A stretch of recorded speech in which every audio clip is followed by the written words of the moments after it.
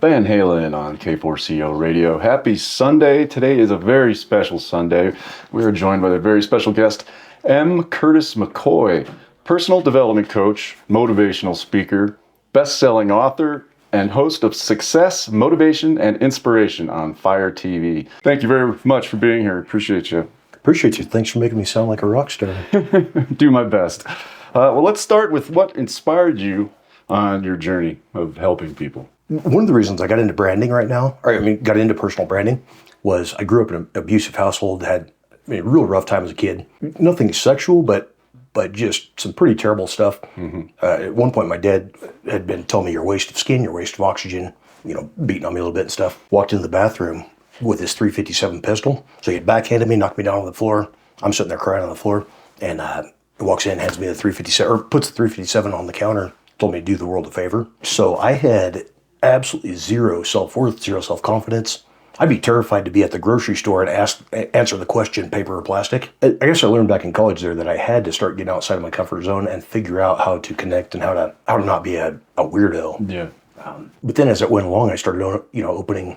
I had a cosmetic medical laser clinic in Evergreen, a pharmaceutical company. We're manufacturing white label injectable peptides.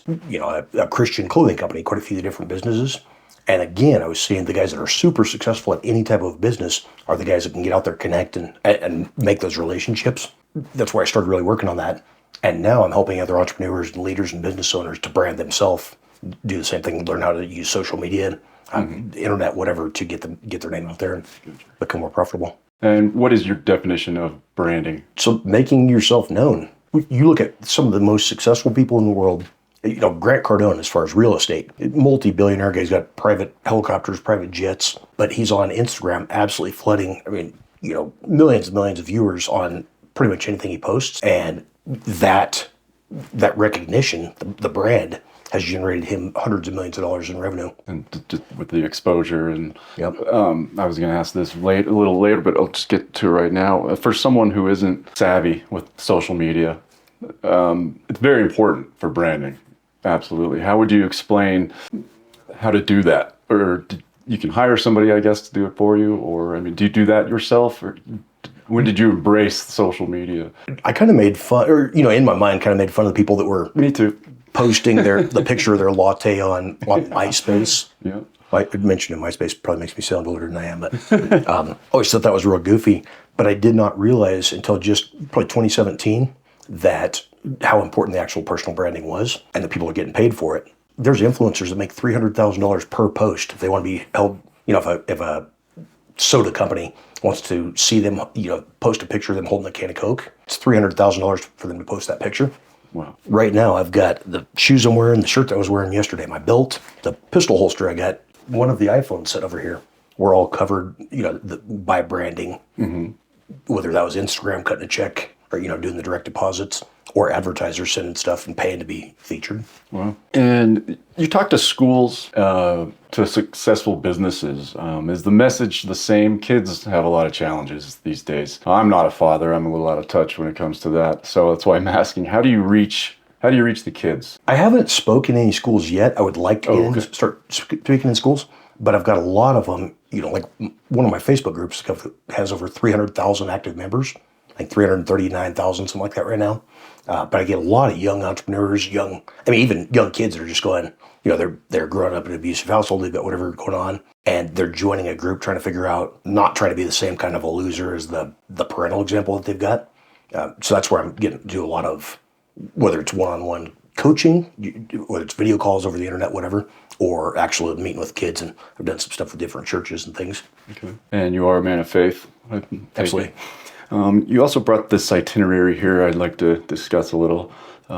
It's the whole branding yourself and these pinpoint ideas. One starts with identify your niche. What are you, basically what your business is, what are you doing? That's something where a lot of people think, well, I really love cats, so I'm going to start a cat brushing business, whatever the thing is. But the first thing is figuring out how you can help people, whether that's through a product or service. So your niche, if you are, if you're a speaker, if you're getting up there and flying around the country speaking for free, you've got to have a product or service or some type of a problem to solve for people in order to monetize that and keep paying for plane tickets and hotels and stuff. But it's basically identifying your niche, is figuring out who your target client is, If you could pick out one person in the entire world, how old are they? What's their gender? What's their socioeconomic status? What's their faith? What are their political beliefs? And you're talking to that specific person, trying to help them solve a specific problem. That's where you'll get the best possible results as far as being able to close people. For me, the personal branding side of it, with Newswire magazine and Amazon Fire TV in these packages, the speech that I did at the Healing Conference yesterday in Colorado Springs, I went through a real long speech. There's an hour worth of content where people can listen and figure out exactly how to spend the next year branding themselves. So if they don't have a business, they're not making money yet, nobody knows who they are, but they could follow that list. Actually, if you go to mcurtismccoy.com/branding, there's a full lesson on there. It costs you nothing. So most of my audience, when I'm speaking, there's 98% of them are going through, they don't have the budget or they don't have the brand yet, and they're just trying to figure out how to do it themselves. I had a guy walk up to me at the conference yesterday. Say, listen, I love what you're talking about. I don't have time to do this myself, and I don't trust anybody else. I don't know anybody that's got the expertise. How much would it cost me to have you do this? So I got the branding package. We do a VIP branding package, $19.95, and so basically $2,000. I'll throw in $2,500 worth of free upgrades in that, and so I can talk all over the country, expecting that 98% of the audience is going to go, oh, I don't have that kind of a budget to spend on myself.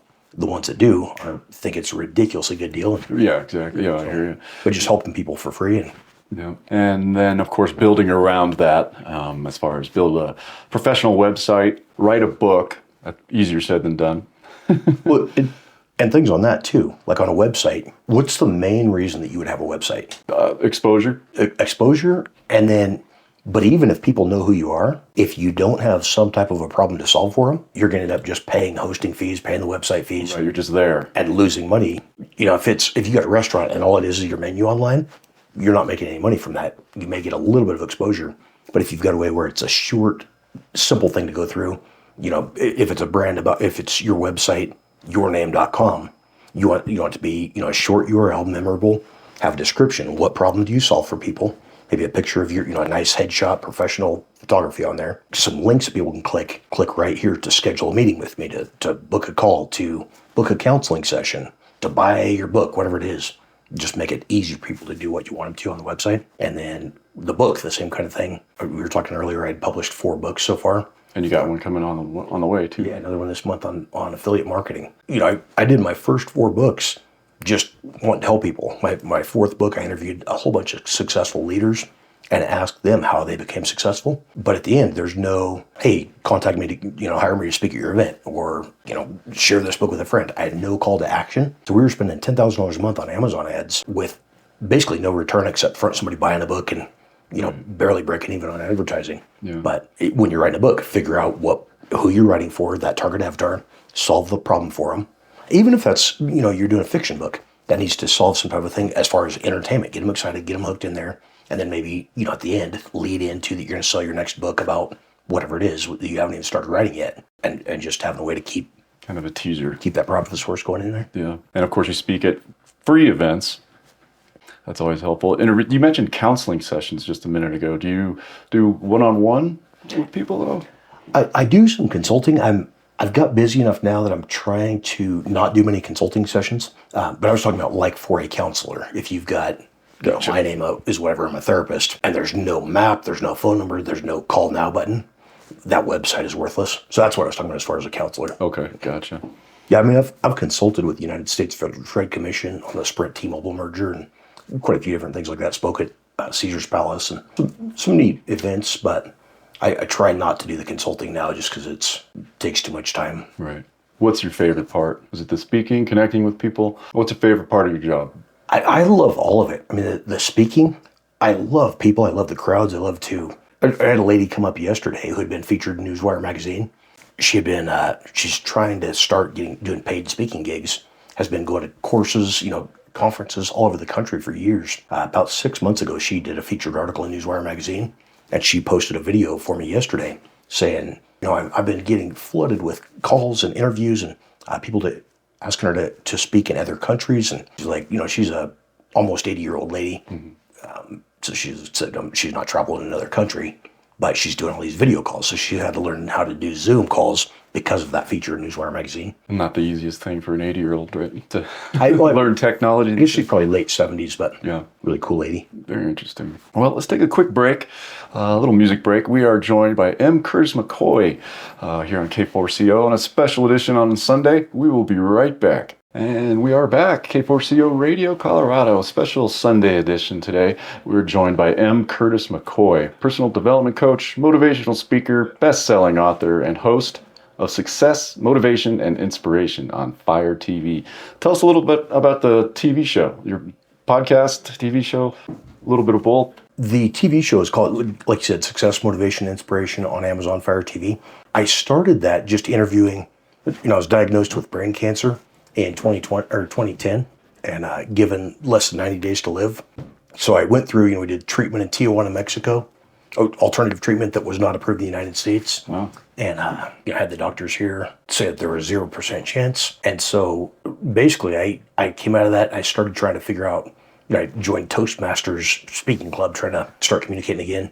But with the cancer, I had lost the ability to communicate, couldn't speak, couldn't write, for a pretty short time there. Started that just trying to interview cool people and stuff. So I got on doing these really nerdy podcast interviews, basic webcam, and I'm suit and tie looking directly at the screen with a curtain hanging behind me, trying to make it look like I was on a stage. Just super cheesy. But that turned into, kept getting interview these really cool people with, just leaders that had crushed it in business. Bob Berg is one of them. He was one of the first guys that came on.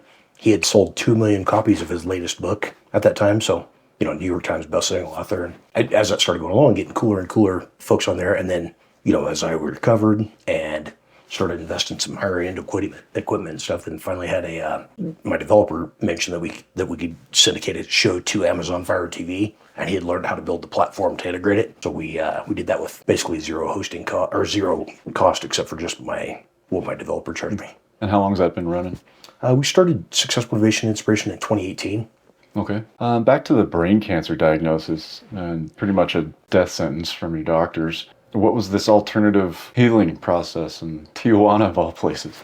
So the story of the cancer, I had been, like I said earlier, I was running the cosmetic medical laser clinic in Evergreen, had a pharmaceutical company where we were manufacturing white label injectable research peptides. I'm not a doctor, but I had doctors working for us doing the business there.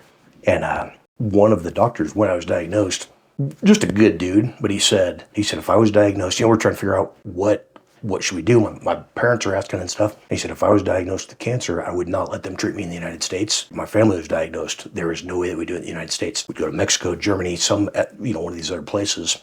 So he had recommended the Gerson Clinic, and that was out of our price range at the time.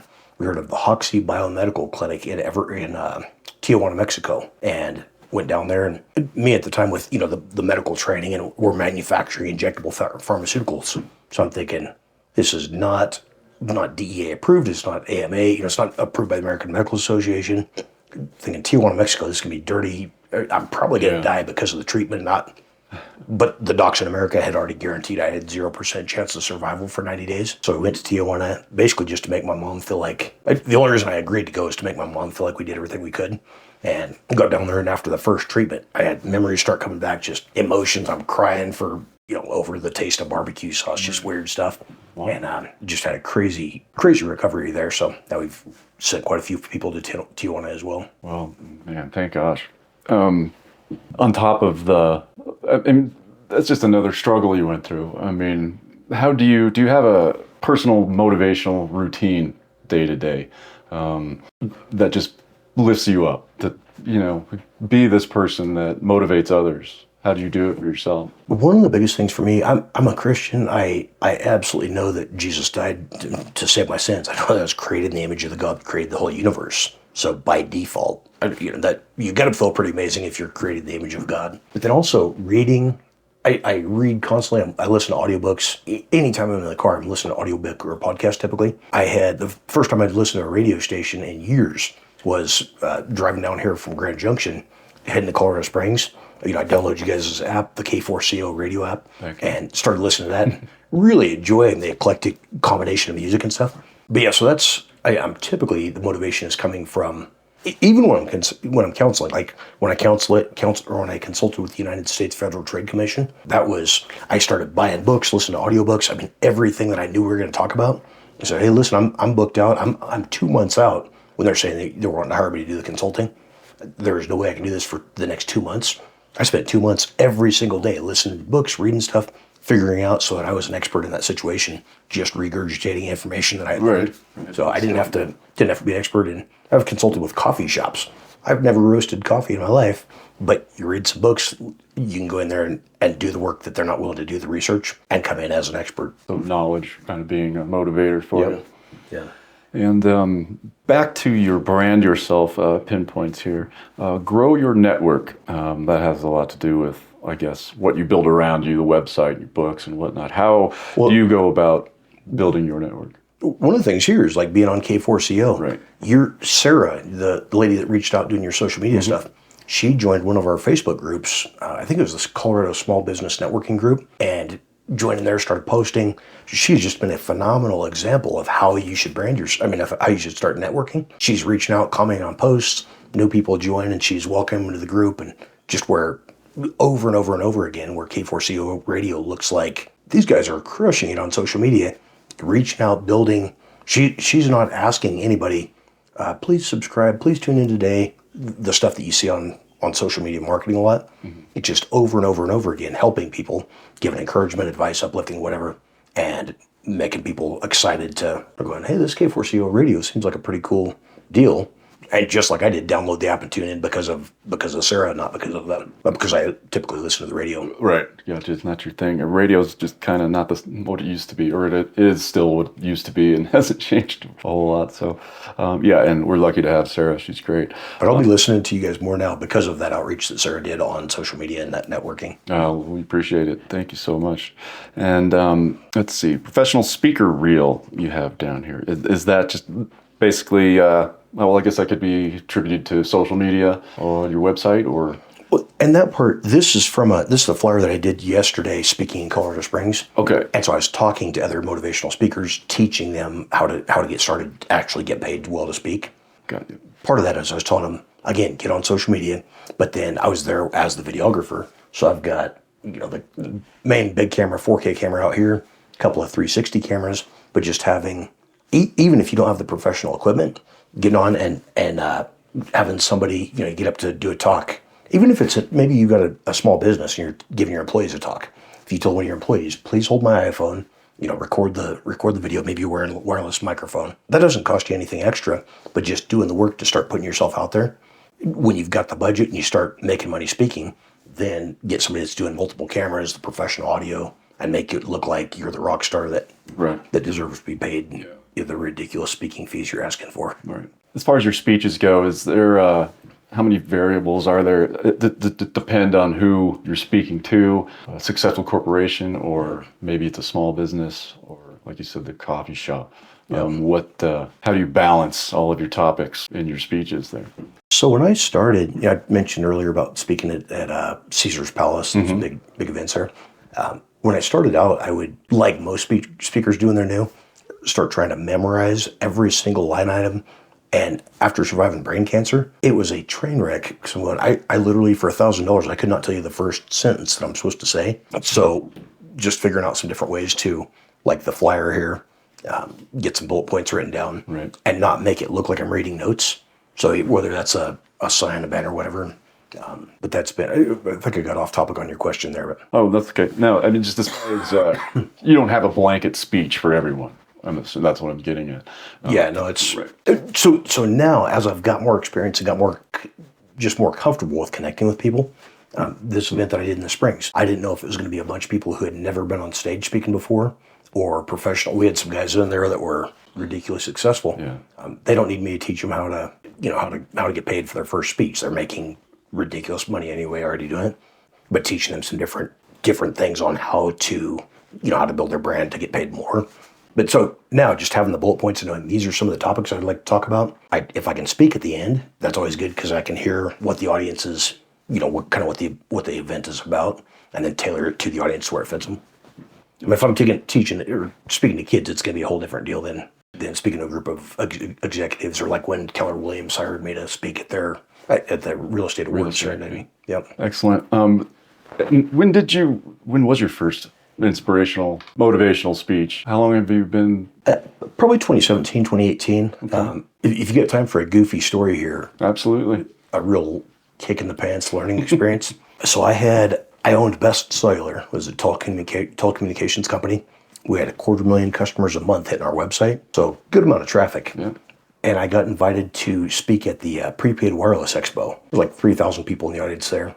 Yeah, so I'm up there speaking at this event, and I got back to one of my retail stores over in Orchard Mesa, and I was telling a customer how cool it was. Oh, the event hosted sent me this like $68 tin of cookies, real fancy cookies. Yeah. And so I was telling them, oh, this is such a cool experience. They had the private limo rented out for me for the week and put me up in the top, up towards the penthouse there, and, just covered everything. I was super excited about it. And I said, well, how much did they pay you? Like, well, they didn't pay me, but I got to ride the limo for free, and I got to get this nice hotel room and these fancy cookies. And she said, you realize at Caesar's Palace, you could be making absolute minimum $3,500 for a 30-minute speech. She said, there's a lot of people that are making, 6 figures for a speech. You got paid nothing? And I'm like, yeah, when they asked me, I just said okay and thank you, and I'm excited.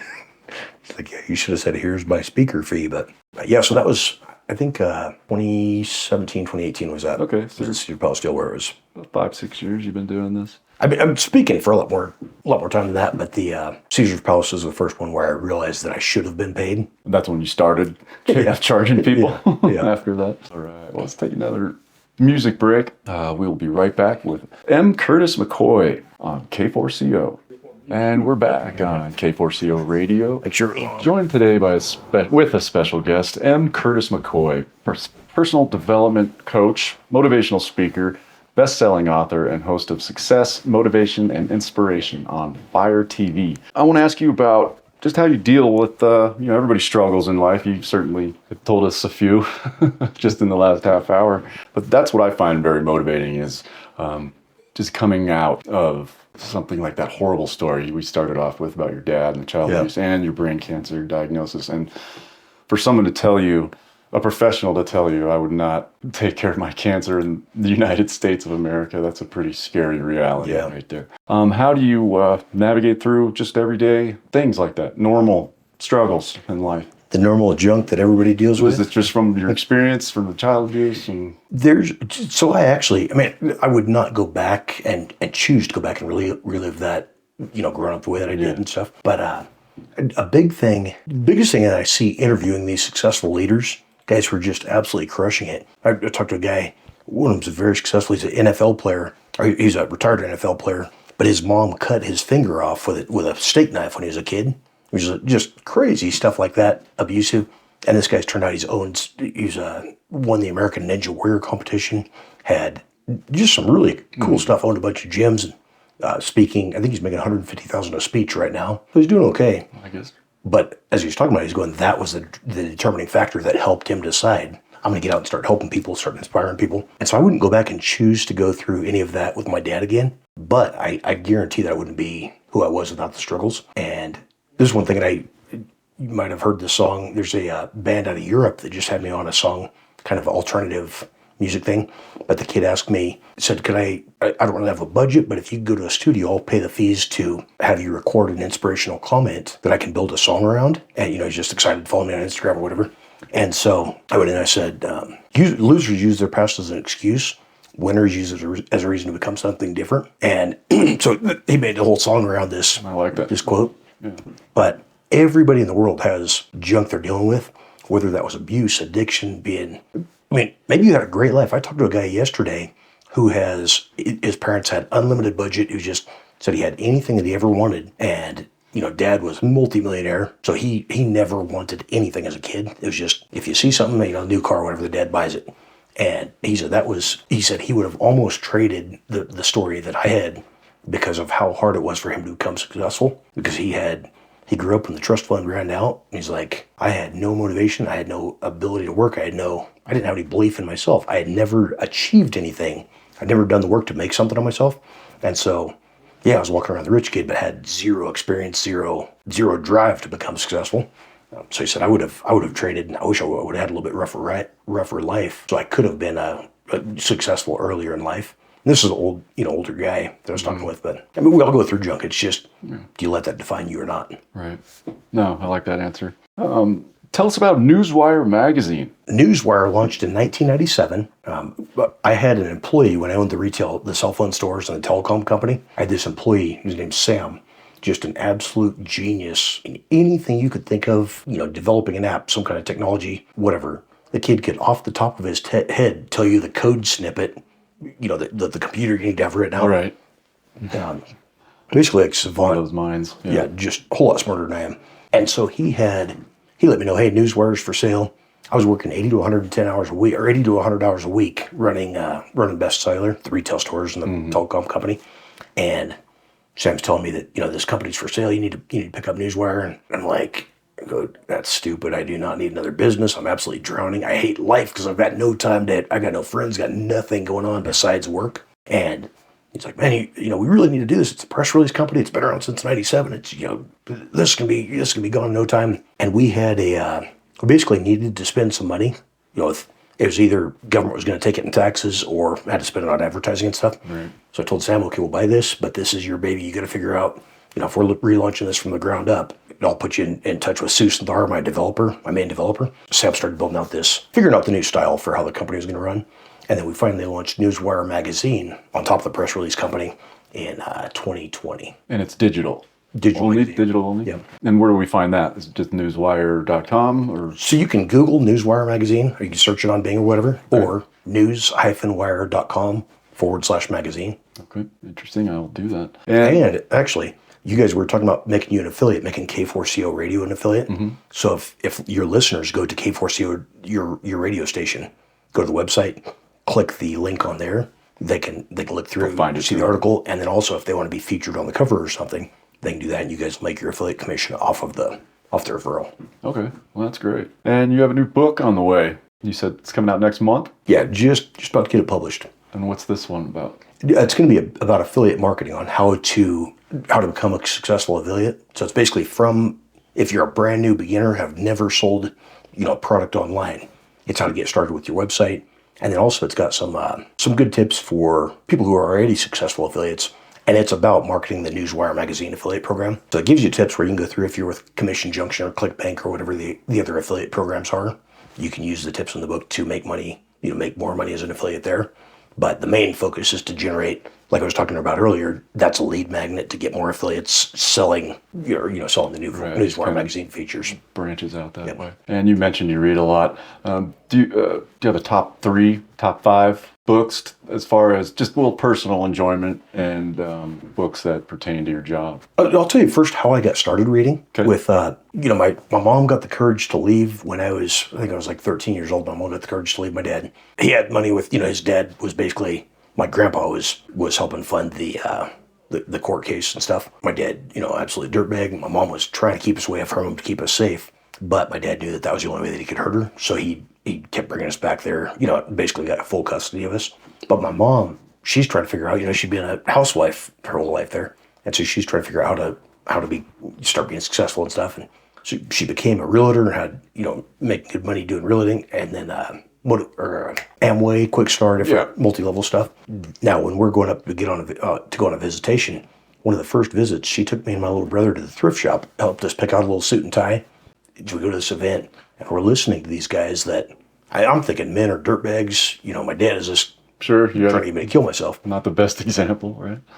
And literally trying to decide if I should kill myself or not, if I was going to be the waste of skin that my dad told me I was. So I started going to these events and listening to guys like Les Brown and these, John Maxwell, these guys speak at these events, and hearing that these guys are changing the world. They're making people's lives better. And so I'm just hyped up, excited. And then they'd say, hey, buy my cassette tape, at the end. So I'd save up my little bit of cash there, buy their cassette tape and listen to it until until it just wore out and wouldn't play in the tape player anymore. A piece of Scotch tape on it. But when I got back to my dad's house, we got $1.75 a day for lunch. That was the school lunch budget. Yeah. Again, just kind of sharing how old I am. Probably more than I probably got a few years on you. But so I would take that $1.75 that we got for lunch, and I would spend 25 cents to get a cup of Jell-O or a cup of cottage cheese or whatever. I'd save the $1.50. I just had an envelope in my locker. I kept saving the cash in so that I could buy stamps to write my mom letters. And I was trying to save up to run away, but $1.50 a week is kind of not a huge budget to get out on your own.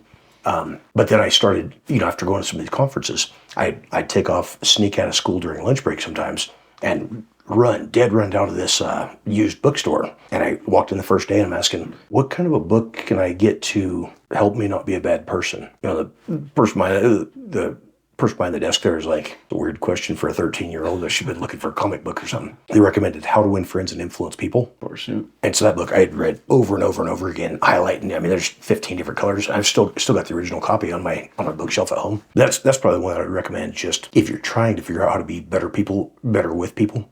And then as far as relationships, the 5 love languages is huge. Understanding how to actually show your spouse love, how to see that maybe you've got a different way to communicate affection than your spouse does. And people go through their entire marriage thinking, oh, the husband doesn't love her or whatever. And he's working his guts out trying to, he's doing the acts of service and trying to provide the house. And she's going, I just want your quality time. And his second one is physical touch. He's going, my wife never sleeps with me. She doesn't love me.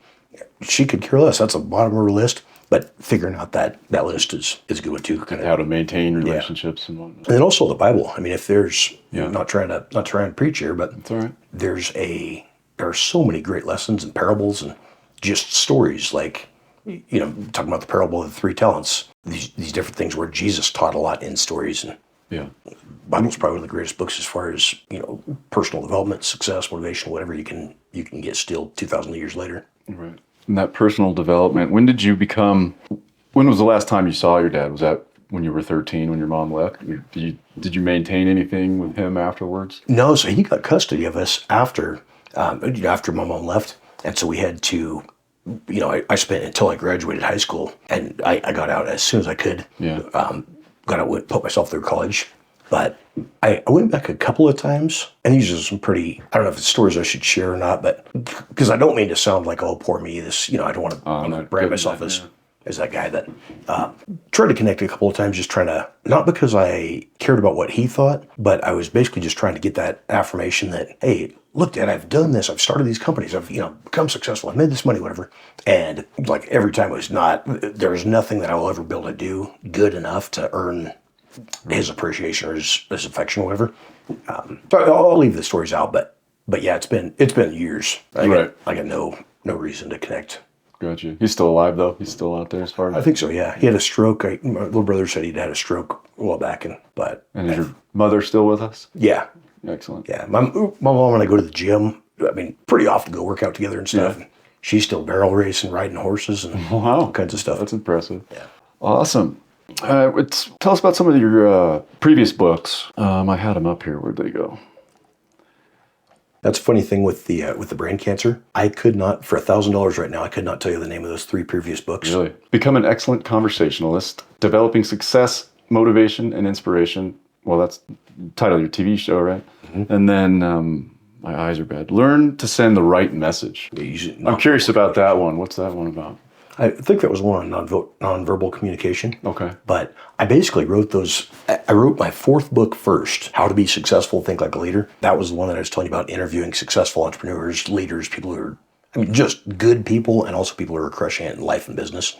A lot of them are also Christian. So I was basically, my goal was kind of to do a bait and switch where people would search Amazon or go to Barnes & Noble, buy the book, trying to figure out how to be successful. And then they keep hearing about Jesus and scripture references and stuff. So I don't know if that was the best way to try to promote business, try to promote Jesus. But that was my thought back then, is if I interview these successful leaders that, like the guy that invented the MP3 player, Nathan Schulhoff, was in there. He's one of the first guys that I interviewed. Wow. Just some majorly, incredibly successful people. But I wrote that first book. That was the one that I originally was writing, kind of planning to be like a coffee table thing for my mom to just remember me by, because I thought I was dying of cancer. So I started writing that. Oh, okay. Then I knew that I wanted to do self-publishing, because I've got, the internet marketing has always been something that I absolutely loved. And so I wrote and published 3 additional books beforehand, learning how to market that 4th book before we started dropping $10,000 a month in Amazon ads and stuff. Just trying to figure out how to make those Yeah. convert the best. So those first 3 books were written as tests to learn how to make the 4th one actually rank. And do you write a lot about your life in these books, or is it more the business end? Or would you consider writing a book about your life? Because you have some incredible stories. Just in the past hour, I find you very interesting. Would you ever write just a book about yourself, about your life? I don't think I'd ever do like a autobiography or whatever. There are so many stories of people that went through a whole lot worse stuff than I did. I don't need that recognition Gotcha. for, oh, sorry you went through that kind of a thing. So for people to read that story, it's probably not something that I'll focus on at this time anyway. What I really enjoy doing is interviewing, basically like I was talking about earlier, solving a problem for somebody. So this next book on affiliate marketing is going to be how somebody could start out if they're just got basic social media skills or whatever, be able to start, maybe they got a Facebook account where they've just started their website. They're trying to figure out how to pay for that. This takes them through step by step an entire book on how to start making money as an affiliate and how to be earning, $400 a sale in commission. I mean, you can make a pretty good income just as a fun little side hustle. That's my goal now, is just writing books that are solving problems for people. Yeah, helping others. Mm-hmm. That's great. Well, we're going to take a quick break, and we will be back.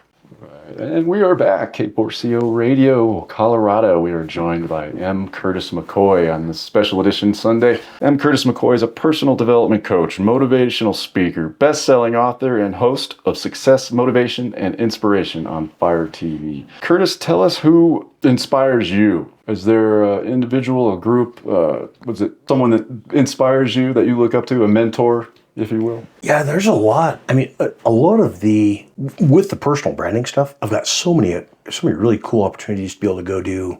A buddy of mine, Ken Jocelyn in Atlanta, hosts the GSD Create conference. We'll have hundreds of entrepreneurs there. The main, there's like 30 VIP tickets, $10,000 a weekend to be sitting there in that. But I mean, there's guys coming in like John Maxwell, Jesse Itzler, all these just big dogs. He's one that's been a pretty cool inspiration and just a good dude. He's an ex-preacher, but now a real successful real estate guy and hosts these massive conferences. My mom is another one. She's still my best friend and she's become very successful also after she left my dad. So I learned a lot from her, and she actually managed one of my retail stores in Hotchkiss for almost 10 years. I would not have been able to afford the genius that she brought to the table if she wasn't my mom, but luckily she was working for basically free. Yeah, so that's probably a couple that I'd say are the biggest inspiration and mentor right now. Any bases we haven't covered? This has been a great conversation. Good. I've enjoyed it. With the brain cancer, you could ask me the same questions again. And be covering himself. I could do that without the brain cancer. Good excuse for me, I guess. All right. Well, before we wrap this up, what events do we have coming up? There's another one coming up in Denver here. I don't know the date on it yet. With the Healing Conference, I co-host with Tawny Lee. She's out of Colorado Springs, so we do them a couple times a year in Colorado Springs and Grand Junction. The next one's in Denver, but I haven't got the details on that. Okay. When that one's going to be. But and then, if you Google M. Curtis McCoy, not trying to sound stuck up here, but because of the personal branding, get on Wiki Alpha, any of those type of sites. You'll see stuff where I'm being featured, or podcast episodes that are coming up, or TV shows or radio shows or whatever. So gotcha. Yeah, and you can catch his podcast on his webpage as well. Is that just transcripted, or I just saw him transcripted? That's part of bringing traffic. Is we'll transcribe each interview, and then that becomes a web page where it's got the SEO friendly text that drives people to listen to the podcast. But I have not published my own podcast episode in a long time. I'm a guest on other podcasts. So if you've got a podcast you'd like a guest on, I would absolutely love to be a guest. Just reach out to me on Instagram, Facebook, social media, email, hi@mcurtismccoy.com. All the platforms for the most part. All right. Well, what do you got going on for the rest of the day? I think I'm going to head back to Grand Junction today. So that's quite a trip. How long have you lived in Grand Junction? I moved up to Crawford when I got the brain cancer in 2010. And then I think 2012 was when I launched my, maybe 2018 when I launched my first retail store in Grand Junction, and then started opening more stores and getting licensees and stuff. So I think I've been up there since about 2018. Okay. So this all kind of started around 2017, 2018. Well, 2010 was when we started the phone company. But oh, okay. Gotcha. Well, excellent. Well, thank you so much for being here today, motivating me personally. This has inspired me. I'm going to check out your books, and please keep in touch. Come back again. have another conversation. It's been great. Sounds good. M. Curtis McCoy, thank you so much for being here. Absolutely. Have a Appreciate wonderful you. day. Thanks, Bruce. Appreciate you.